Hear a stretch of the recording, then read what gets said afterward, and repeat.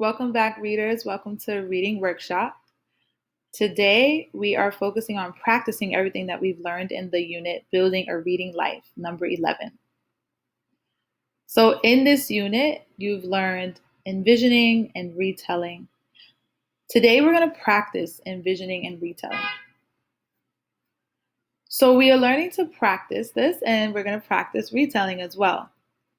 We're looking for students to make a mental movie in their minds as they read and retell their stories after they read. So remember this chart. This is the chart where we learned envisioning and retelling. So we're going to practice these two.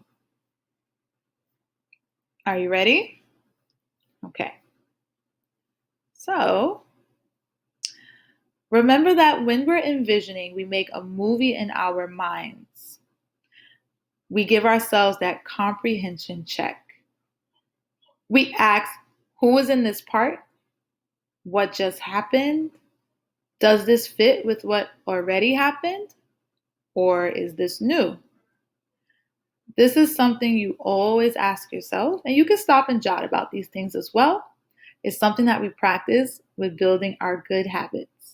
We really pushed our reading to a higher level. Here are those questions that we use for envisioning. Who's in this part? What just happened? Does it fit with what already happened? Let's think back to when I did this work with Indian shoes. We read that book together, but when I made the mental movie in my mind, I acted it out. I used gestures, sound effects, feelings, knowing those characters felt a certain way. Ray was like, oh no, I don't have my pants for this wedding. I'm going to be in it. So his hands probably went something like that. Grandpa Halfman was like, okay, let me go help you figure this out. And I'm acting it out in my mind to really envision what's happening. So now it's your turn to practice envisioning again. We're going to do this with the book Pinky and Rex and just focus on this part. Make a movie in your mind, acting out, envisioning what is happening in this part of the text. Remember, Pinky and Rex and the Spelling Bee was about them on their way to school. Pinky remembered that they had a spelling bee. Rex was nervous in this part. And she talks about how she hates spelling bees. And do you think my mother would believe me if I got sick and I could just go home? And then Pinky's comforting her.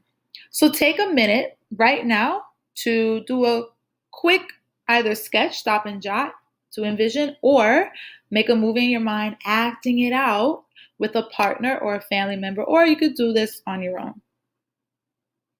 You could pause the video if you need to. All right, welcome back. So how did it go? Did you act it out? Did you show Rex really upset, really worried and nervous? Did you show Pinky is confident, trying to encourage her to be confident? That's how you could have acted that out. So now, think about those steps. Putting it all together, we're thinking about the mental movie we can make as we're reading our stories, as we're reading our books.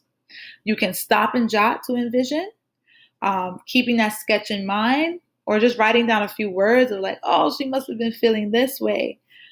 And that's another way of acting it out. But this is visualizing that story, envisioning that story that you're reading. So after readers envision, they also retell their stories. When they retell, they think about the important parts. They think about the beginning, the middle, the end, just like a story mountain, right? In the beginning, we meet the main characters. We have a setting.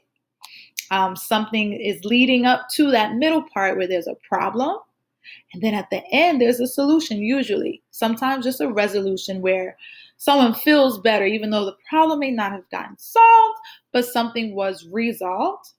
Usually happens at the end of a story. So thinking of how stories go, you can retell any story that you have read.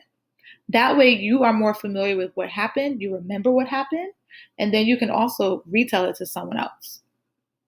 So we envision as we read, and then we retell after we read.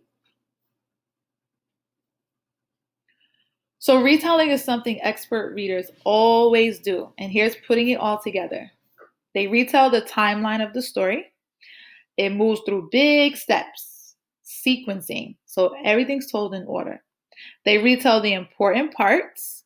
So not the tiny details like the color of the shoe, and that has nothing to do with the main issue in the story.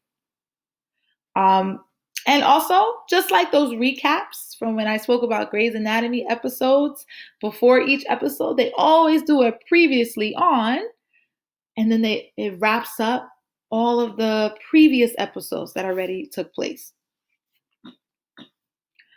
All right, so now it's your turn. Retell Pinky and Rex. We read this story last week. We know Pinky and Rex and the Spelling Bee was about their second grade spelling bee. And based on what we read, you can retell that story to anyone. So practice right now.